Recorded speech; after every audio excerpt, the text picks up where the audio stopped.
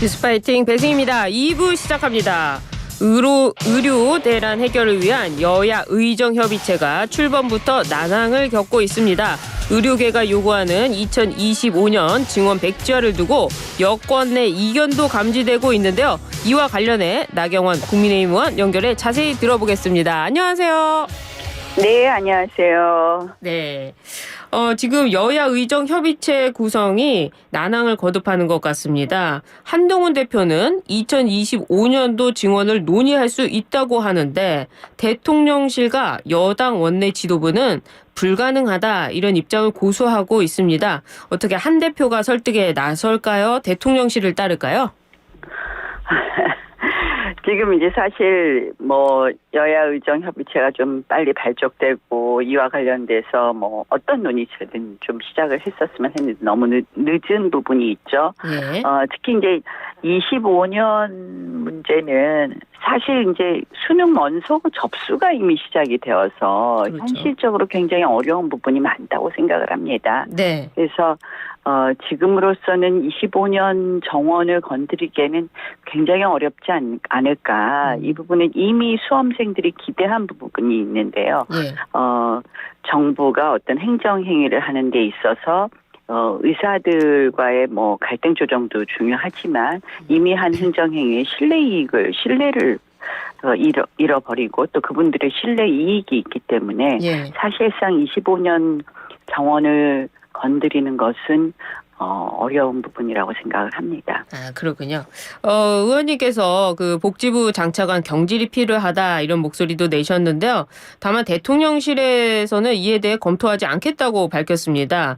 이런 조치가 의료계 대화 참여를 위한 돌파구를 열어줄 수 있다고 보세요? 저는 이제 사실 복지부 장차관 경질 이야기를 한 것은 네. 다른 것이 아니라 장관이든 차관이든 말씀을 드린 것은 이 복지부가 관계 부처의 장으로서 어떻게 보면 이 문제를 해결해야 될 가장 책임자들 아니겠습니까? 그렇죠. 그러면 이 갈등을 조정하고 중재하고 해결을 해야 되는데 예. 이미 이 의료계로부터 이분들이 신뢰를 잃었더라고요. 특히 이제 박민수 차관의 경우에는 굉장히 의료계에서 거센 반발이 일어날 수밖에 없는 조금 다소 언행의 실수까지 같이 겹치면서 네. 우리 그렇잖아요. 협상을 하는데 마음에 안 드는 사람이 나오면 그렇죠. 콩을 팥이라고 콩을 콩이라고 해도 믿기 싫은 거 아닙니까? 그래서 협상 파트너를 바꿔서 우리가 좀 새 판을 짜주자. 그렇게 해서 어떻게 보면 의료계에서도 조금 더 믿고 쉽게 좀 대화를 할 수 있게 좀 해주자 이런 뜻이었습니다. 그래서 협상 판을 바꾸자는 건데 조금 아쉽습니다. 그 부분이 잘 채택되지 않아서. 아, 예. 그렇군요. 알겠습니다. 이런 가운데요. 의사와 의대생들이 모인 온라인 커뮤니티에서 응급실 돌다 죽어도 감흥 없다. 1000명씩 죽어나갔으면 좋겠다 등 이게 충격적인 발언들이 올라오고 있는데요. 또 응급실 추석에 일하는 응급실 의사들의 신분을 공개한 블랙리스트도 돌기도 했습니다. 이런 의사들의 태도 어떻게 보셨습니까? 네, 의료계도 또 일부 의사들의 행태이겠지만 자성해야 된다고 생각을 합니다. 자성의 목소리가 나온다고 생각을 하고요. 예. 이렇게 이제 극단적으로 가고 있는 것은 누구에게도 도움이 되지 않는다고 생각을 합니다. 자성의 목소리대로 좀 자정 기능이 제대로 작동했으면 합니다. 네, 의사들도 좀 협의체에 들어올 이런 상황이 될까요?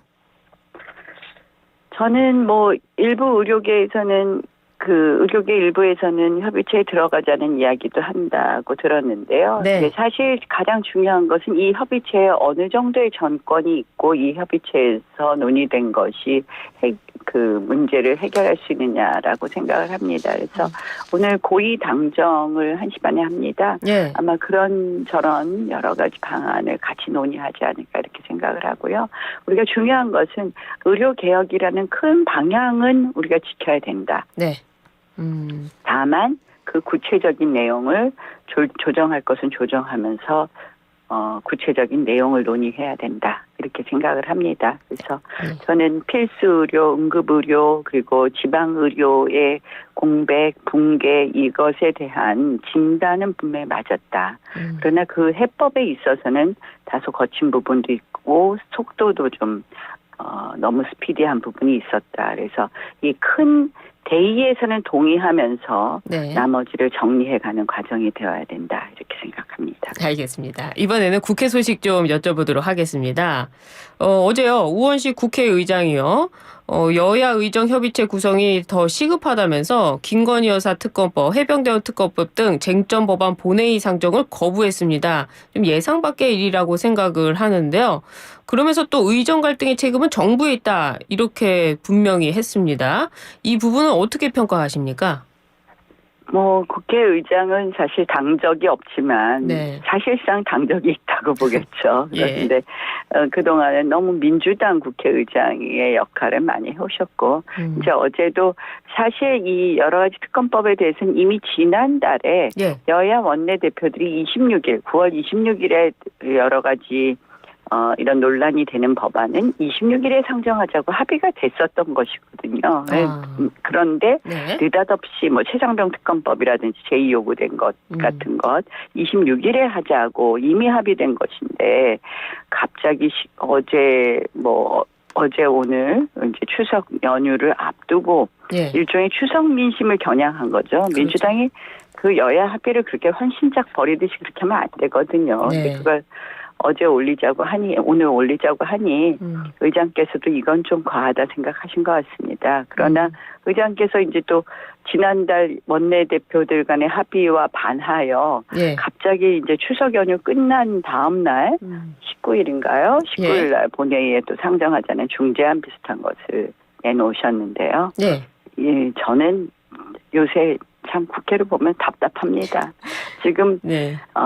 중요한 게 뭘까? 국민들 삶에 있어서 어느 게 중요할까를 먼저 생각해야 되는데 일종의 권력에 관한 싸움만 계속되고 있다. 그래서 이것도 너무 지나치면 네. 민주당도 이 역풍을 받을 것이다. 이렇게 생각합니다. 우원식 국회의장의 속뜻은 이 추석 밥상에서 민주당에 대한 어떤 역풍을 우려한 의도가 있다고 보시는 겁니까? 저는 우원식 의장이 결국 그런 좀 균형추를 맞춘 것 아닌가 이렇게 생각을 합니다. 민주당 쪽에. 알겠습니다. 네. 근데 또 민주당의 장경태 의원이요, 이번에 대정부 질의에서 부천 호텔 화재 직후에 대통령 부부와 국방부 장관이 골프를 쳤다고 주장을 했습니다. 제보가 있었다 이런 주장을 했는데요. 제보받은 내용은 말하지 않았습니다. 이건 어떻게 보셨어요? 모르겠어요. 저는 김용현 국방부 장관께서 예. 그런 일이 있으면 옷을 벗겠다 제보자를 밝히라고 했는데 끝까지 안 하고 계시죠. 예.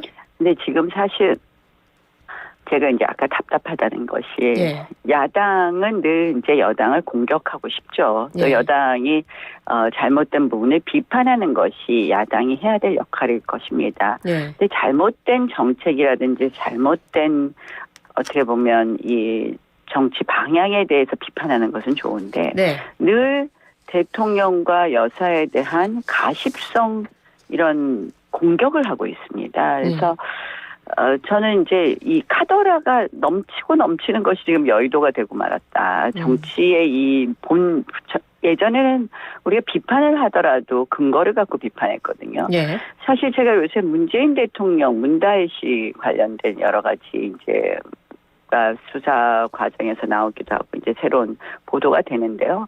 사실 그거 저희 원내대표 때 이미 다 주장했었던 겁니다. 그땐 저희가 그런데 수사가 시작되지 않고 그냥 묵혀져 있었는데요. 그랬죠. 예.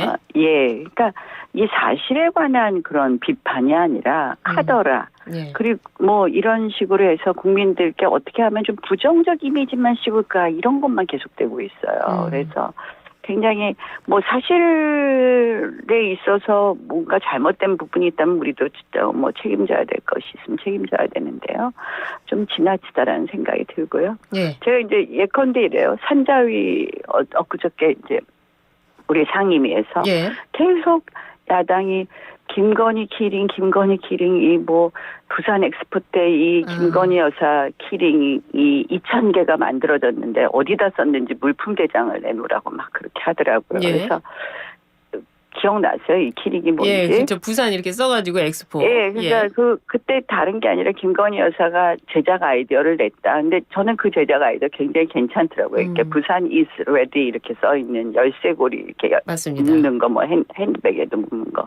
그래서 이제 그런 건 기념품이잖아요. 예. 2,000개 그 물품 대장 막 자꾸 주장하셔서 그리고 이제 계속 그거를 김건희 키링이라고 하니까 맨 처음에 일단 첫 번째는 김건희 여사 홍보 키링이라고 오해할 수 있는 부분도 있고 네. 그런 게 아니잖아요. 두 번째 그렇죠. 2,000개 하고 봤더니 예산이 700만 원이에요. 그리고 예. 하나에 3,500원짜리예요. 그러면 결국은 뭐 엑스포 현장이나 가면 많은 사람들한테 이게 그냥 이게 나눠주는 거잖아요. 예. 물론 이제 산업부도 대강은 뭐 이거는 현장 배포용이었다. 이거는 뭐 VIP들 무슨 뭐 기념품에 들어갔던 거라든지 뭐 이렇게라도 정리를 해놨으면 더 좋았겠죠. 근데 그게 그날 상임위장에서 막 시끄러운 걸 보면서 아유 참 우리가 뭔가 이렇게 계속 씌우고 프레임 씌우는 것만 계속되고 있구나 하는 생각이 들어서 국회가 좀 더 성숙하게 일을 해야 되겠나 하는 생각을 해봤습니다. 장경태 의원은 과거에도 그 청담동 술자리 의혹도 그렇고 캄보디아 그 사진 논란도 그렇고요. 그에 대해서 또 이번에 골프를 비롯해서 김 여사를 오빠라고 부른다는 뭐 친밀한 사이 주장 등 이게 일단 근거 없이 뭐라고 할까요? 질러보고 보는데 이게 한두 번도 아니고 계속되는 가짜 뉴스의 공작 이 부분에 대해서는 또 어떻게 보고 계십니까? 이런 부분은 저희도 이제 좀 단호하게 대응할 필요가 있다고 생각을 합니다. 네. 이제 국회의원이란 이유로 일종의 이제 특히 상임이나 이런 발언 같은 경우에 이제 면책 특권 뒤에서 숨어서 카더라를 하는 경우도 있고요. 네. 이런 부분에 대해서는 이제는 좀 우리가 단호하게 대응해야 되지 않나. 그러니까 습관성이거든요. 한 번도 아니고 여러 번. 그리고 나중에 보면 아무런 사실관계 근거가 없는 것. 여기에 대해서는 단호한 대응이 필요하다. 단호한 대응이라면 어떤 게 있을까요? 뭐 법적인 조치라든지 이러한 부분도 저희가 해야 될 것이고요. 네. 이 국회의원 특권 내려놓기 중에서 다른 거는 잘 모르겠지만 이 면책 특권하고 불체포 특권에 대해서는 우리가 본질적으로 다시 논의해야 되지 않나 이렇게 생각합니다. 예, 단호한 대응 이 말씀하셨는데 최근에요. 한덕수 국무총리가 정말 단호하게 대응하는 것 같습니다. 야당 공세에 적극적으로 반박하거나 언성을 높이는 등 강하게 응수하고 있는데요. 어떻게 보십니까? 뭐 일부는 이제 야당이 불필요한 지나친 공격에 대해서는 그렇게 하시는 게 맞으실 거고요. 또 일부는 어떤 부분은 모르겠습니다. 제가 내용을 처음부터 끝까지 안 봤지만 이제 민주당이 오죽하면 네. 우리 한덕수 총리 원래 조용하신 분이시잖아요. 네. 민주당 하는 것이 너무 지나치다 생각하니까 그렇게 대응하시는 것 같습니다. 그래서 그런 부분 일부는 박수 쳐드릴 부분이 있지만 또 근본적으로는 국회에 대한 존중은 항상 국무총리께서도 같이 이게 뭐 삼권 내 분리, 견제, 균형 뭐 이런 정신은 또 잊어버리지 않으실 거라고 생각합니다. 그래 알겠습니다. 민주당 등 야사당 의원들이요. 윤 대통령을 탄핵하기 위한 의원 연대를 결성했습니다. 윤종호 진보당 원내대표를 주도로 12명이 참여한 가운데 민주당 의원들 9명이 포함됐습니다. 어떻게 보세요? 뭐 지금 민주당 기승전 탄핵 아니에요? 기승전 탄핵. 그리고 이제 그거하고 같이 궤를 맞춰서 계엄론 얘기를 하는데요. 예. 저는 이 근거 없는 것 중에 근거 없는 거에 아주 핵심은 계엄론 아닌가 이렇게 생각을 하고요. 예.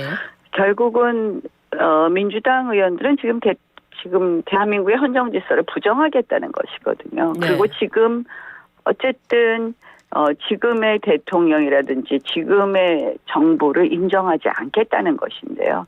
그러다 보니까 국회가 할 일을 못하는 거죠. 예. 제가 이제 오늘 인구와 기후 그리고 과학기술, 그러니까 인구, 기후, 내일이라는 국회 포럼을 창립합니다. 네, 뒤에서 여쭤보려고 했는데요. 예. 그래서 사실은 지금 저희가 해야 될 일이 뭡니까? 가장 급한 거는 인구 위기 대응 어떻게 하냐, 기후 위기 대응 어떻게 하냐, 예. 우리 미래 뭐 먹고 사냐 이런 거 국회에서 맞대고 얘기해야 되는데 그런 건 어디 갔는지 온데간데 없고요. 늘 기승전 탄핵이에요. 그러니까. 늘 그리고 틈만 나면 김건희 여사, 틈만 나면 대통령 탄핵. 저는 진짜 이거는 제가 국회 5번째잖아요. 네. 정말 재미없는 국회구나. 정말 이게 우리가 너무 무력감에 빠지는 거예요. 예. 해야 될 일을 지금 못하는 국회이기 때문에. 저기 인구만 해도요. 예. 지금 대한민국 출산율이요. 0.72예요, 작년이. 그렇습니다. 근데 우리보다 하나 위인 스페인이 바로 우리 꼴찌에서 2번째인데 OECD에서. 네. 스페인만 해도 1.18인가 합니다. 아, 그렇군요. 1.19입니다. 네. 그러니까 비교할 수가 없어요. 비교할 수가. 대한민국이 꼴찌라도 한참 꼴찌인 거예요. 그러네요. 근데 위기의식이 지금 없거든요. 그렇죠. 그래서 이건 과연 우리가 어떻게 할 거냐 지혜를 다 모아야 돼요. 그렇습니다. 그래서 오늘 그 기후도 마찬가지고. 예, 민주당 의원과 국민의힘 의원 뭐 50여 명이 참석하는 그 포럼이 열리죠? 네, 그렇습니다. 민주당 의원은 일단은 이인영 대표만 참석하시는데요. 아, 그렇군요. 예, 그래서 사실은 이 인구 문제는요. 네. 어제 이제 헝거리 전 대통령, 제가 이제 헝거리 출산 모델 네, 계속 그렇습니다. 얘기했었는데. 그때 갈등 빚으셨는데. 예, 헝거리 전 대통령께서 이제 국회 방문하셨고, 이제 그저께도 제가, 모 언론사에서 하는 포럼에서 같이 만나서 네. 패널 토론을 같이 했는데, 굉장히 부러운 게 본인들이 이제 10년 전부터 드라이브를 걸어서 예전에는 아이 몇이냐를 서로 말하지 않는 그런 나라였으면 지금은 너는 아이가 몇이냐 하면서 아이 많은 걸 자랑스럽게 생각하는 그런 나라가 됐다 이렇게 얘기를 하세요. 그래요. 결국 이제 가치라는 건데요. 네. 저는 뭐 여러 가지 정책도 중요하지만 이 가족의 가치에 대한 우리 또 인식의 공유, 캠페인 네. 뭐 이런 것도 좀 확산되었으면 하는 그런 생각을 해봤습니다. 그래요. 대통령실과 그때 갈등을 빚었었는데 의원님도 짧게 좀 여쭤볼게요. 그 번개 회독으로 그 윤 대통령과 뭐 일부 의원들이 만났다고 하는데요. 의원님도 그 대통령과 번개 한번 해보셨습니까? 번개까지는 거의 번개라고 할 수 있겠죠. 근데 예. 뭐 제가 그런 이야기를 자꾸 하는 것은 참 우리 지금 그게 문제다라고 생각해요. 예. 아니 대통령과 뭐 만났다 무슨 얘기를 했다 이런 거는 가급적이면 제가 그래요. 그 국가 기밀이다, 국가 기밀. 우리는 지금 네. 문제가 뭐냐면 대통령께서 기침 한번 하신 것도 거의 실시간으로 중계되는 보안 의식이다 이렇게 네. 말씀을 드렸는데요.